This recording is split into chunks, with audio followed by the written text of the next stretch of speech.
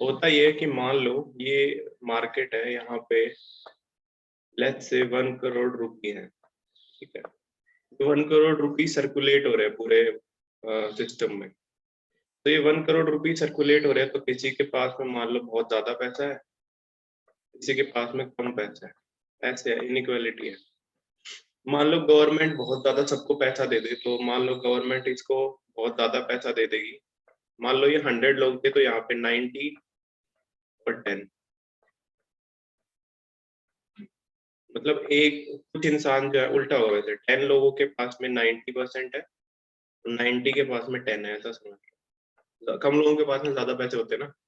तो मान लो यहाँ पे गवर्नमेंट 100 करोड़ कर दे, सबको ऐसे बोल दे कि 1-1 करोड़ और ले लो, सब लोग, या इनइक्वल को भी इक्वल कर दे, कि सबको इक्वल कर दे, कि हर किसी के पास में अभी 1 करोड़ हो गया है, ठीक है। तो मार्केट में रिसोर्सेज जो है, रिसोर्सेज मतलब प्रोडक्शन, फॉर एग्जांपल सबको पसंद है टेस्ला, ड्राइवरलेस कार है, आई होप सबने सुना होगा। तो सबको टेस्ला लेनी है।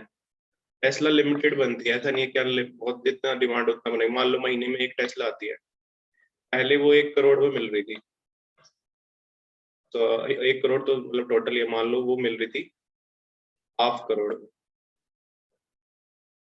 तो बहुत कम लोग अफोर्ड कर पा रहे थे, तो बहुत कम लोग ही इसको ले रहे थे। अभी सबके पास में 1 करोड़ हो गया, तो ये बोलेंगे कि टेस्ला वाले को भाई 1 करोड़ में है मेरे पास, ये लो दे दो। बट इंस्टेंटली ऐसे 100 लोग हो गए जिनके सबके पास में पैसे अभी है। तो टेस्ला वाला क्या करेगा कि अभी टेस्ला वाले के पास में डिमांड इंक्रीज हुई है, सप्लाई अगर सेम रहती है और डिमांड इंक्रीज होती है, तो फिर क्या होता है, प्राइस हाई हो जाता है। High, very high. ये जो है यहाँ पे फिर ये बोल देगा कि मैं प्राइस जो है 5 करोड़ कर देता हूँ। फिर भी 5 करोड़ में भी लोग होंगे, तो सबके पास 1 करोड़ कहीं से लोन लेके फिर भी कर देंगे। इवेंचुअली ये प्राइस जो है बहुत ज्यादा इंक्रीज हो जाएगा, लेट्स से ये 10 करोड़ हो गया। सो इसको बोलते हैं इन्फ्लेशन। कहाँ तो 0.5 करोड़ था और कभी यहाँ पे 10 करोड़ हो गया। सो ये जो है डिफरेंस, इसको बोलते हैं इन्फ्लेशन। तो मार्केट में जितना ज्यादा अमाउंट होगा, ठीक है, उतना ज्यादा इन्फ्लेशन होगा, क्योंकि सब लोग अफोर्ड कर सकते हैं, सब लोग पैसे देंगे। सब लोग किसी, जैसे वैक्सीन है, वैक्सीन के अगर मार्केट गवर्नमेंट रेगुलेट कर देती है वैक्सीन को, वैक्सीन का प्राइस जो है बहुत इंक्रीज हो जाएगा। बिकॉज जो अभी क्या है कि गवर्नमेंट ने रेगुलेट कर रखा है, आप कोविन पे रजिस्ट्रेशन करोगे तो ही आपको मिलेगा, तो लोग कम कर पा रहे हैं। लेकिन अगर प्राइस डीरेगुलेट कर दिया, तो लोग 5,000, 10,000, इवन 20,000 में भी वैक्सीन लगवाने को तैयार है, तो अफोर्ड कर सकते हैं। बट उससे नुकसान किनका होगा, इन लोगों का होगा जो अफोर्ड नहीं कर सकते। तो इवेंचुअली 1 करोड़ ऐसे कभी नहीं रह सकता। इक्वालिटी जो है यूटोपिया है। Utopia I guess French revolution में या कहीं तो पढ़ा होगा तुमने। यूटोपिया होता है एक ड्रीम, आइडियल चीज का। ये यूटोपिया है कि कभी भी इक्वालिटी आ जाएगी, ना ही इकोनॉमिक इक्वालिटी आ सकती है, ना सोशल इक्वालिटी आ सकती है, because it is human nature. तो ये कंसेप्ट है, इसलिए गवर्नमेंट ज्यादा अमाउंट इंक्रीज नहीं कर रही है। कोविड के टाइम पे गवर्नमेंट को क्या करना चाहिए। अच्छा, ये जो इन्फ्लेशन वाला गेम है, जो मैं ये तुम्हें इकोनॉमिक्स पढ़ा रहा हूँ, बिलीव मी, ये ग्रेजुएशन लेवल की इकोनॉमिक्स है, और इससे ज्यादा लेवल की इकोनॉमिक्स होती भी नहीं है। मतलब ये बहुत बेसिक लेवल की इकोनॉमिक्स है, ये बेस है पूरे इकोनॉमिक्स का। अभी कोविड के टाइम पे अगर तुम इस गेम को समझे हो, इन्फ्लेशन वाले गेम को, गवर्नमेंट को प्रिंट करने के लिए, तो गवर्नमेंट ये जो इन्फ्लेशन है इसको रेगुलेट करती है। कौन रेगुलेट करती है, एक है एमपीसी, मॉनिटरिंग कमेटी है, आरबीआई के गवर्नर होते हैं उसमें, और बहुत सारे तीन तीन लोग गवर्नमेंट के होते हैं, 3 लोग आरबीआई से होते हैं, और एक आरबीआई गवर्नर होता है। तो ये एक कमेटी होती है, इसकी मीटिंग होती है हर 3 महीने में मीटिंग होती है, अभी रिसेंटली हुई है। सो ये लोग क्या करते हैं, जो बैंक हमसे चार्ज करता है ना इंटरेस्ट लोन्स, उसको रेगुलेट करते हैं, उस लोन वाले रेट को इंक्रीज कर या डिक्रीज करते हैं। अब मान लो गवर्नमेंट है, लोन के रेट को डिक्रीज कर देती है। ये कंसेप्ट अगर तुमको समझ में आ गया, तो बिलीव मी, तुम यूपीएससी भी क्लियर कर सकते हो, अभी आज भी क्लियर कर सकते हो। अगर गवर्नमेंट ने लोन दिया, ठीक है, गवर्नमेंट के अगर लोन का रेट डिक्रीज करेगी, तो इन्फ्लेशन इंक्रीज होगा या डिक्रीज होगा, बताओ।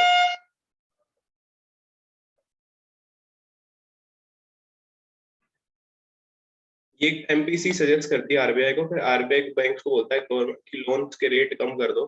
तो लोन के अगर रेट कम होंगे तो इन्फ्लेशन राइज होगा डिक्रीज होगा? राइज। लॉजिक? क्योंकि सर फिर लोन सब के लोग रेट लोन लेने डिक्रीज लग होंगे तो जाएंगे। ज्यादा लोन ले पाएंगे। अगर ज्यादा लोग लोन ले पाएंगे तो उनके पास ज्यादा लोगों के पास ज्यादा पैसा होगा। तो इसलिए अगर डिमांड सप्लाई वही रहेगी और डिमांड बढ़ जाएगी तो जैसे आपने कहा कि इन्फ्लेशन होगा। यस। तो लोन ज्यादा इंक्रीज होने से मनी सप्लाई इंक्रीज होगी। मनी सप्लाई वही, मार्केट में पैसा ज्यादा। तो मार्केट में अगर पैसा ज्यादा है तो फिर लोगों के पास में ज्यादा पैसा होगा, तो गवर्नमेंट लोग ज्यादा खर्चा करेंगे तो इन्फ्लेशन राइज होगा। अच्छा, क्या इन्फ्लेशन अच्छा है बुरा है बताओ? इज इन्फ्लेशन गुड और बैड?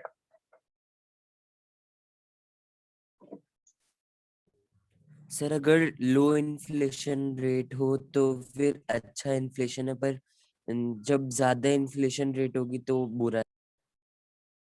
हेल्दी इन्फ्लेशन होता है। हेल्दी इन्फ्लेशन बहुत जरूरी है गवर्नमेंट इकोनॉमी के लिए। तो इंडिया के अंदर इन्फ्लेशन रेट हमने फिक्स किया हुआ है 4 to 6%। इसके आसपास ही होवर करना चाहिए। इससे ज्यादा इन्फ्लेशन हुआ तो चीजें बहुत महंगी हो जाएंगी, इससे कम हुआ तो क्या होगा? तो प्रोड्यूसर है उनको पैसा भी तो नहीं मिलेगा, चीजें बहुत सस्ती होगी तो ये इश्यू है कि एक रेट डिसाइड किया हुआ है, इस रेट को कम ज्यादा करने के लिए एमपीसी मॉनिटरिंग करती है। तो अभी कोविड के टाइम से पहले गवर्नमेंट ने लोन्स को चीप किया था थोड़ा, क्योंकि कोविड के टाइम पे ऑब्वियसली लोग सेविंग ज्यादा कर रहे हैं, स्पेंडिंग कम कर रहे हैं, कर भी नहीं पा रहे, ना घूम पा रहे हैं, ना मॉल्स में जा रहे हैं, ना शॉपिंग कर रहे हैं। तो लोगों को शॉपिंग करना है, लोगों को इन्फ्लेशन रखना है इसको, तभी इकोनॉमी चलेगी। नहीं तो सब चीजों के प्राइस कम हो गए, प्रोड्यूसर्स कैसे कमाएंगे, फार्मर्स को कैसे मिलेगा पैसा, मैन्युफैक्चरर्स को कैसे पैसा मिलेगा? तो एक लॉजिक है। ये बहुत डिटेल वाले टॉपिक है, बट मेरा बस ये इशू था कि मैं थोड़ा थोड़ा कभी कभी बताता रहूं ताकि तुम लोग थोड़ा समझ भी सको। इसलिए कह रहा हूँ न्यूज़पेपर्स को थोड़ा पढ़ना, और अभी पढ़ोगे ना तो एमपीसी के बारे में बार बार आएगा। एमपीसी के बारे में वो लोग बार बार बताते रहेंगे, एमपीसी की मीटिंग हुई है, कम हो सकता है, प्राइस ज्यादा हो सकता है, उससे रिलेट कर पाओगे। अभी गवर्नमेंट कंसिस्टेंट रख रही है, ना कम कर रही है ना ज्यादा कर रही है, बिकॉज उसको इन्फ्लेशन का लेवल रखना है।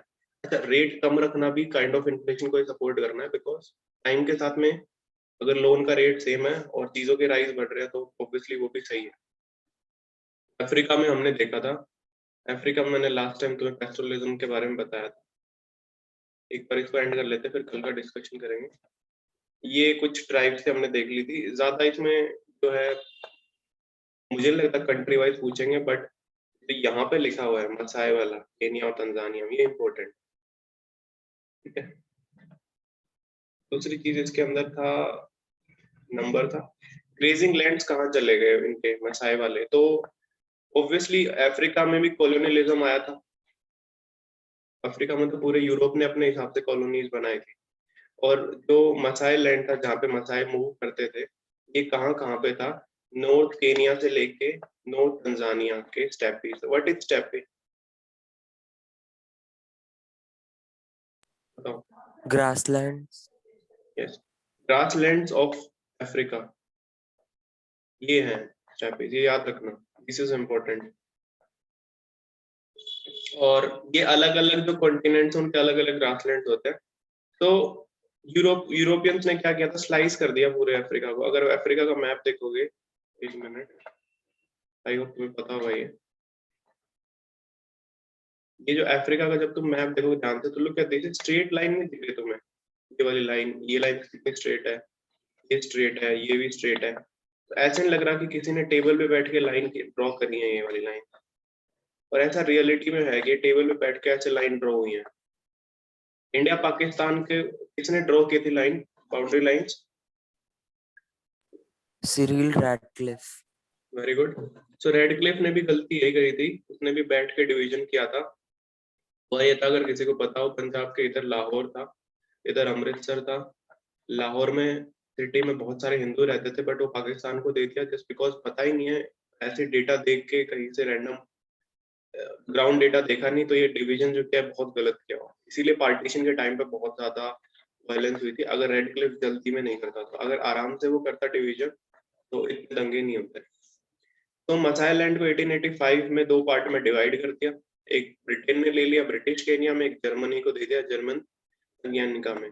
ये जो भी है क्योंकि कॉलोनियलिज्म आ रहा है, अभी तक तुम्हें कंसेप्ट समझ चुके हो, उनका इंटरेस्ट होता है कि इन लैंड को यूज करो बजाय के फ्री में पेस्टोरल्स को दे दो। और मसाई को फिर क्या करेंगे, तंजानिका ही इम्पोर्टेंट है। ब्रिटेन ने कन्क्वर कर लिया था इसको after the first world war में जर्मनी हारी थी, और फिर उसके बाद में ये वाला जो जर्मन तंजानिका वाला पार्ट है ब्रिटेन के पास में आ गया 1919 में। बाद में इंडिपेंडेंट हो गया और फिर तंजानिया बन गया। नेम से याद रख सकते हो, तंजानिका एंड तंजानिया थोड़ा सा सेम ही है, पुराना नेम है तंजानिया। ठीक है, पहले जर्मनी के पास, after first world war Britain के पास। तो मसाई को एक स्मॉल एरिया में कंसोलिडेट कर देंगे जो इंडियन में हुआ, और इंडिया में जैसे हुआ ऐसे मसाइज को ऑलमोस्ट 60% जो लैंड था वो उनका चला गया, उनको एक एरिड जोन में रख दिया। और ऑब्वियसली बात है बहुत अच्छा एरिया तो होगा नहीं, क्योंकि अच्छा एरिया तो ब्रिटिशर्स अपने पास रखेंगे। तो वो जो एरिया था वो काफी arid, uncertain rainfall, poor pastures. और उस लैंड जो इनसे ली उससे क्या करेंगे, उसमें कल्टीवेशन एक्सपेंड करो। कल्टीवेशन एक्सपेंड करोगे तो क्या होगा, उससे इन गवर्नमेंट को टैक्स मिलेगा। सो ये वाली सिचुएशन होगी।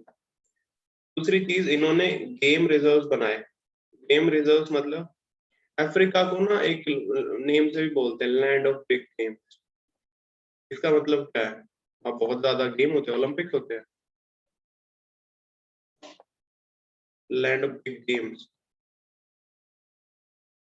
बताओ क्यों बोलते हैं?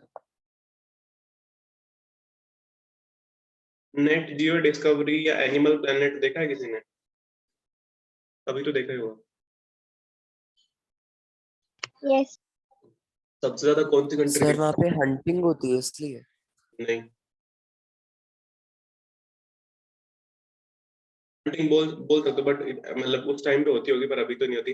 But land of big games बोलने का रीजन क्या है, सबसे ज्यादा कंट्री कौन से दिखाते हैं एनिमल प्लेनेट, नेट जियो, ज्योग्राफी, इन पे डिस्कवरी पे?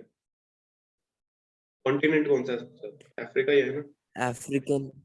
क्योंकि जो वहां पे बिग गेम्स होते हैं, बिग गेम्स के बीच में, एनिमल्स के बीच में हंटिंग है, कभी लेपर्ड दिखा रहे हैं, कभी लायन दिखा रहे हैं, कभी क्रोकोडाइल्स हंटिंग कर रहे हैं, कभी राइनोस का वर्सेस ज़ीब्रास, कभी बफेलोज, वाइल्ड बफेलोज, कभी स्नेक्स हैं।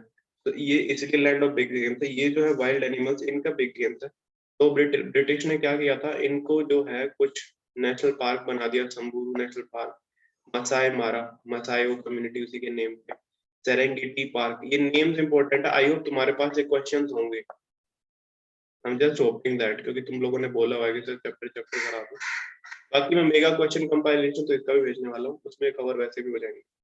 नहीं होगा तो कवर करना है, भूलना नहीं है। अगर ये मिस उसमें भी हो रहा है वैसे तो बहुत रेयर चांस है, बट ये नेम इंपॉर्टेंट है, कहाँ पे कौन सा पार्क है। ऑब्वियसली ये बना दिए तो पेस्टल्स को यहाँ पे एंट्री देंगे नहीं, और ट्रेडिशनली इनके पास थी। और जैसे सेरेंगेटी जो तंजानिया वाला है, देखो कितने ज्यादा एरिया में है, 14,760 किलोमीटर। आई होप ये किलोमीटर स्क्वायर होना चाहिए, मे बी मिस्टेक। एरिया में देखेंगे, ऐसे लेंथ वाइज तो नहीं देखेंगे कितना लेंथ। और दिस मसाई वाला एरिया, ऐसा एरिया देते हैं इनको कि यहाँ पे तुम गुजारा कर लो। बट ऑब्वियसली बात है कि पेस्टोरल जैसे कम्युनिटी जो उनके पास में जैसा था वैसा होगा नहीं। दूसरी चीज, एक किलीमंजारो, व्हाट इज किलीमंजारो, किसी ने सुना हो? किलीमंजारो क्या है? Africa's largest mountain, tallest mountain. Yes yes.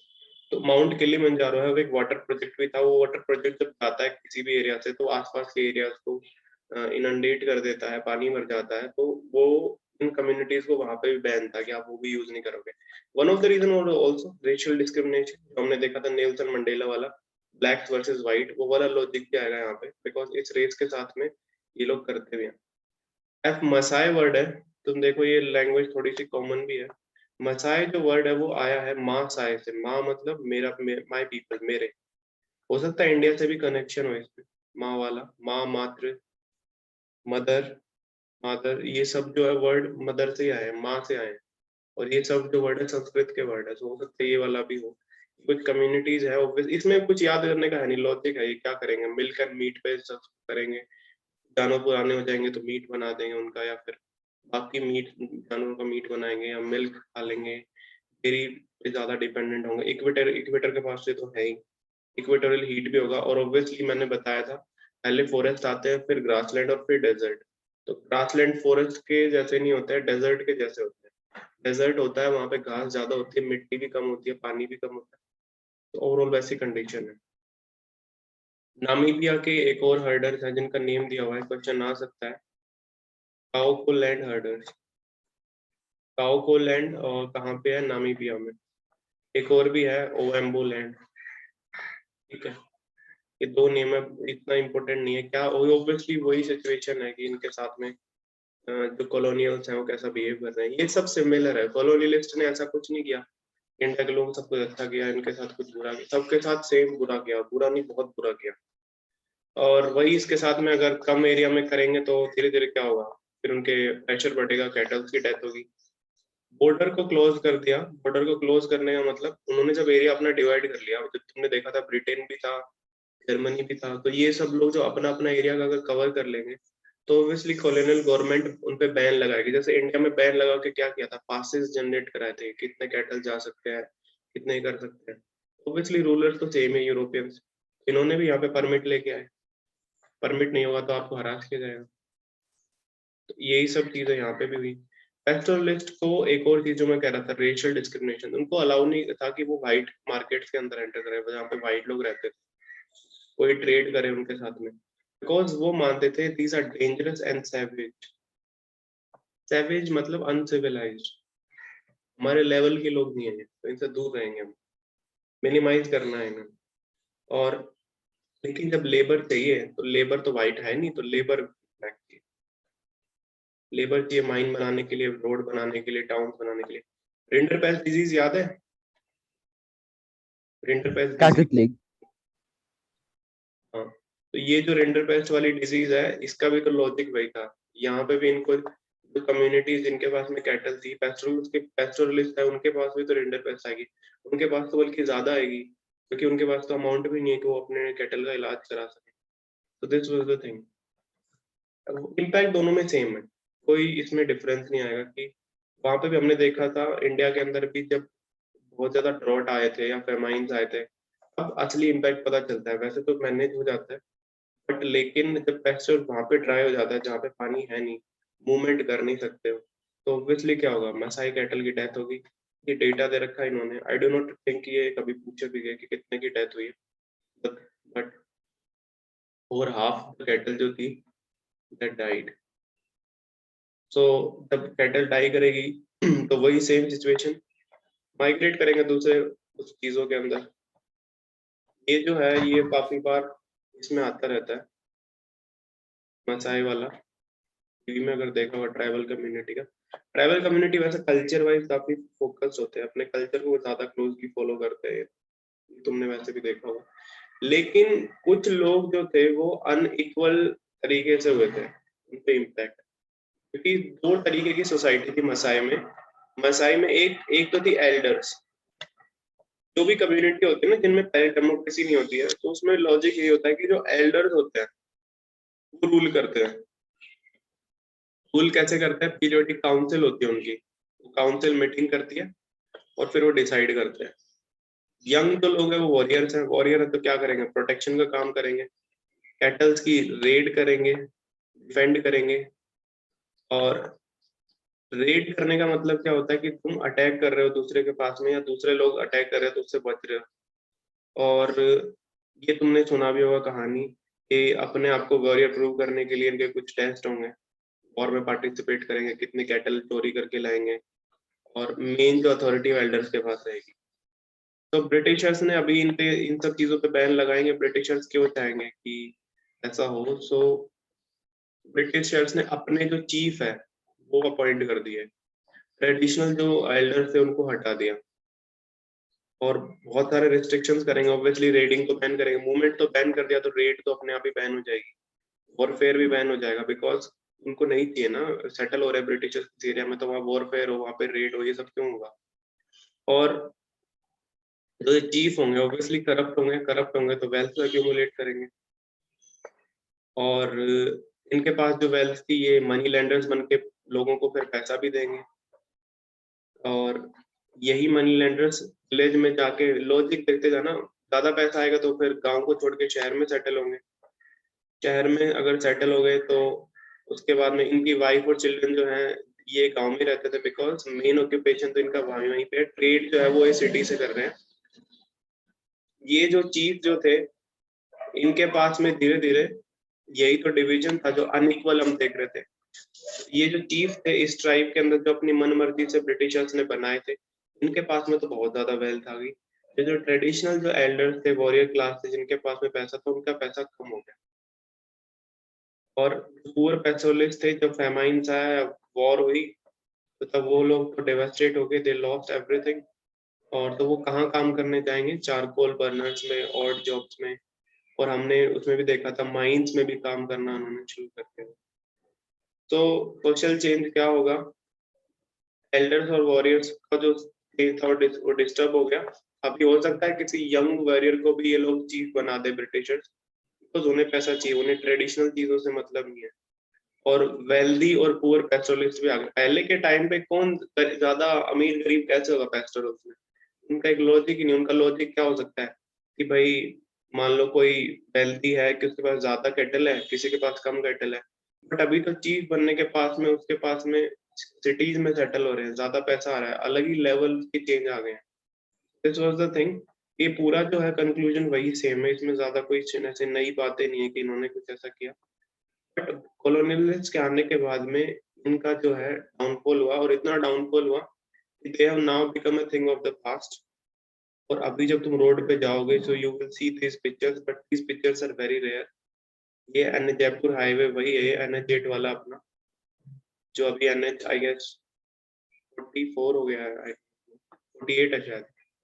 तो ये वही, अभी जो लोग हैं बहुत कम हो गए, पहले ये साइट बहुत कॉमन थी। ऐसा नहीं है कि हमने रोड बनाया है तो हमारे रोड पे लोग चल रहे हैं, उल्टा है, ये इन्हीं के रास्ते थे, सेंचुरी से लोग जा रहे हैं।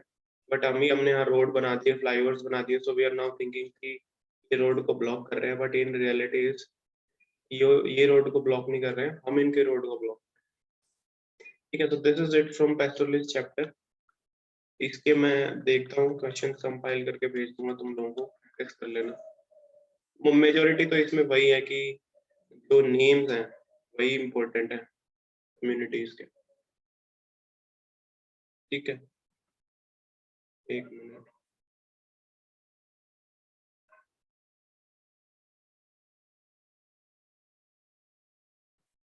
तुम में से किसी को एनडीए में इंटरेस्ट है? If anyone wants to NDA after, बताओ।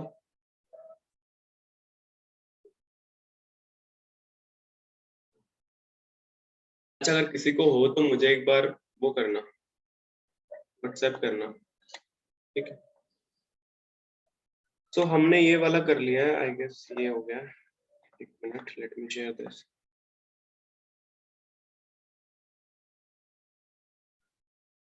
ये वाला चैप्टर हमने कर लिया, pastoralist in the modern world. Next जो हमें करना है, नेक्स्ट क्या करना है बताओ? सिविक्स करना है या ज्योग्राफी करनी है?